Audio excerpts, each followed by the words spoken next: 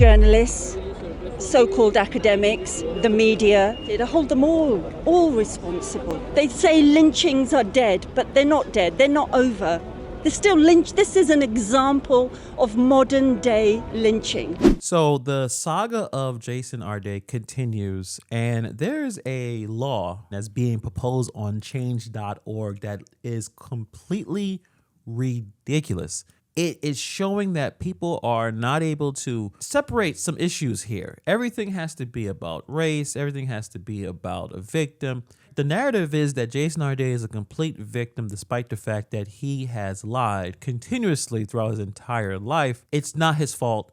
It's everybody else's fault. So we're going to get to that and more in this video. Let's get into it. So if you didn't know, there was a vigil or rally for Jason Ardley yesterday or the day before. And the narrative throughout the entire rally was that it was not Jason Ardley's fault that this has happened. It is the media's fault. It's racism, despite the fact that Jason Ardley plagiarized. It was enough evidence to suggest so, telling a lot of lies, making these crazy stories about his life that no one could verify, no one could corroborate. There was no evidence of this. And the fact that when Jason Ardley realized that the jig was up, he was not fired. He resigned from his job and then later committed suicide. So we're going to check out some of the things that as people have been saying. A lot of people truly believe that Jason Ardley didn't do anything wrong. He was a victim of too much media attention. Last week, this time last week, I was with Jason because we knew Jason was suffering. We knew that he felt hounded by those rabid wolves. Jason wouldn't dare leave the house, and we said, we'll get a taxi for you. We held him in our arms. We told him he was loved. He held Diane's hands and he said, I love you.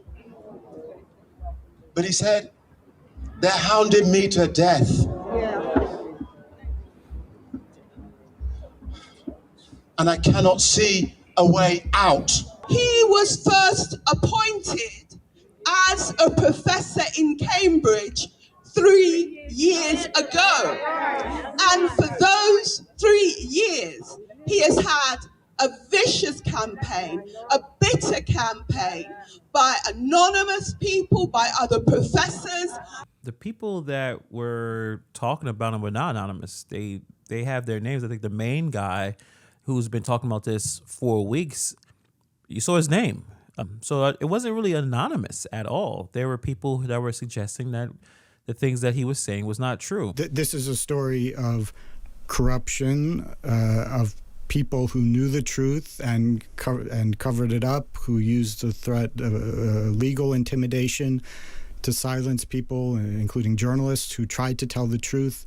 To this day, as far as I'm aware, there isn't a single member of the Cambridge faculty who has spoken publicly about the wrongdoing in this situation, because the administration has created such an environment of intimidation that people can't express views that go against their ideology. I mean, Jason Ardley did say that he felt he was being harassed.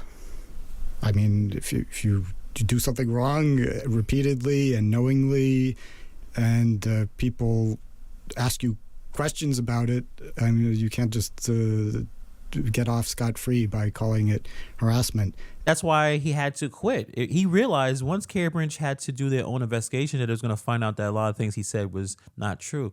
The fact that he said that he ran multiple marathons on a broken foot, that there was people chasing him around campus with knives, yet there's no evidence. Some Jussie Smollett type of activity where he was suggesting things that just didn't happen. Who just didn't believe that a black man should be a Cambridge professor. At his vigil tonight, thousands came to pay their respect, including one of his students. His scholarship mattered enormously to so many, but his greatest contribution cannot be found in a publication, a title, or a citation, nor in his talks. It is found in people who continue to love him, in the lives he changed, and the confidence he gave us, and the doors that he fought to hold open behind him. The MP, Bel Rivera Addy, passed on the family's words. The public cruelty Jason was subjected to was too much for any man to bear. They all had a hand in the downfall of Jason Ardley, every single one of them. The world is a worse place without him in it. We're sick and tired of this racism.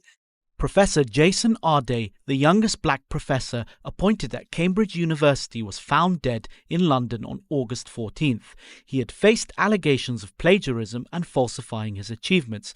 More than 90,000 people have signed a petition for a public inquiry. Prime Minister Andy Burnham called his death a tragedy on so many levels, and many others labelled it a racist media feeding frenzy and relentless harassment. We went to London's Trafalgar Square, where thousands gathered at a vigil to remember him and speak out against racism. My wife used to teach Jason at Merton College. She knew him and knew the family. It's a loving, caring soul. The world is a worse place without him in it. And they've hounded him to a point where he had no conceivable way out, no further options. He had options. He could have been more transparent, explained why he was telling these lies, or proved that the lies were not lies, that they were the truth.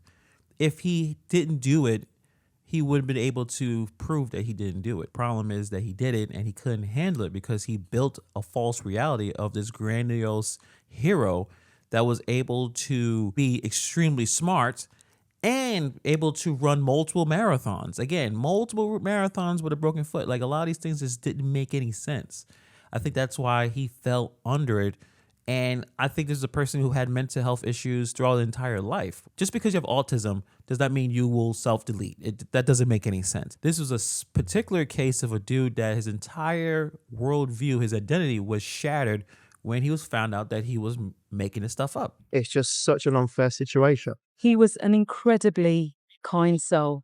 And in the time I taught him, I can't remember Jason saying one unkind word about anyone. If he did plagiarise, was it worth this? Did it need that much scrutiny? Did it need that much intense reporting? Or he could have just said, I'm sorry, I messed up, instead of pretending that he didn't do it.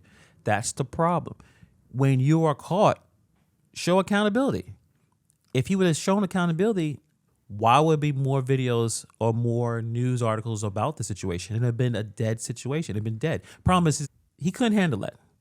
So the plagiarism isn't the problem. It's that he crafted an entire life of lies. That's the problem. There's been worse things done. And as I said, there's white professors that have done the same thing, and we don't even know who they are. But they're white, so it doesn't matter. But if you're black, oh dear, how dare you? Journalists, so-called academics, the media, they hold them all responsible. They say lynchings are dead, but they're not dead. They're not over. They're still lynched. This is an example of modern day lynching. It's nothing else. So the proposal for Ardley's law, a limit to articles published on one person within a time frame. Yes, this is a legit change.org post. And it already has 3,300 signatures on it. Now, I know you look at it right now, probably thinking this doesn't make any sense, but let's read some of the things that they're trying to do. This petition calls for legislative action to impose limitations on the number of news articles published about a single individual within a defined time frame. By doing so, we can ensure that individuals are not subjected to undue public pressure and potential mental anguish caused by excessive media coverage. The government must hold media outlets accountable for their role in amplifying potential damaging narratives. Implementing such a regulation would not only serve to protect individuals from undue stress, but also encourage more balanced reporting. It is crucial for our society to foster an environment where public discourse is informed, fair, and respected, especially when reputations and lives are at stake. So what they're saying is they want a certain limit on how many articles are written about one person in a certain time frame, and in this way everything is okay. Now let's talk about how many different ways this law makes no sense, and it's probably the stupidest thing I've ever seen. The biggest problem is it regulates the quantity but not the misconduct. So if there's 10 accurate articles that could be legal and useful, one false article can destroy someone's reputation just like anything else, but counting stories doesn't measure the harm. Also, and this is really important, it gives the powerful people and most likely corrupt people a shield. So it could be a mayor, a celebrity, a company boss, alleged scammer. They can hit the article limit. After that, new outlets are maybe blocked from reporting fresh evidence. How is that helping? How is that holding truth to power as a media, as journalists trying to go out there to find the truth about what's going on? Also, it doesn't really define an article. Does an update count? How about a podcast, a YouTube video, a newsletter, news story, reposted reports? The petition doesn't make any sense because it doesn't really give a lot of answers. Also, it doesn't explain who gets the limit. A private citizen should receive more protection than a prime minister. So the petition is treating every person and every situation the same. Does that make any sense? And one of the biggest things is it just becomes government censorship. It's giving the government power to say, yeah, you talked about this situation, this person, enough, stop. So that means the most powerful people, the people who run the government, they would love something like this, especially when they get caught with a scandal. They get caught doing something wrong. They're getting caught with stealing money or doing something else that's nefarious, something else that's destroying the people's trust. Oh, well, let's get all the articles out of the way so now I don't have to worry about it anymore and I can move on with my life. That's a terrible, terrible way of doing things. This petition is written with a lot of emotion. When you get caught doing something wrong, the media is going to be relentless. And there's nothing really anyone can do about it other than basically don't get caught doing it in the first place. But also you have to be able to hold yourself accountable. Be truly honest about what you did wrong and then move on. This idea that you can regulate the internet and stop people from talking about certain things is not going to happen. You're wasting your time and you're wasting your mental energy that could be used on fixing this problem. No, he didn't kill somebody. So what he did, unfortunately, wasn't worth doing. If he could have just been able to hold himself accountable, he would not have had to do what he did. But when you see rallies like this, it doesn't seem like that's going to matter. People are going to blame whoever they want to blame. And this doesn't really solve anything, to be honest. But let me know what you guys think about this in the comments below. Thank you for taking time to watch this video. And I'll see you guys in the next video.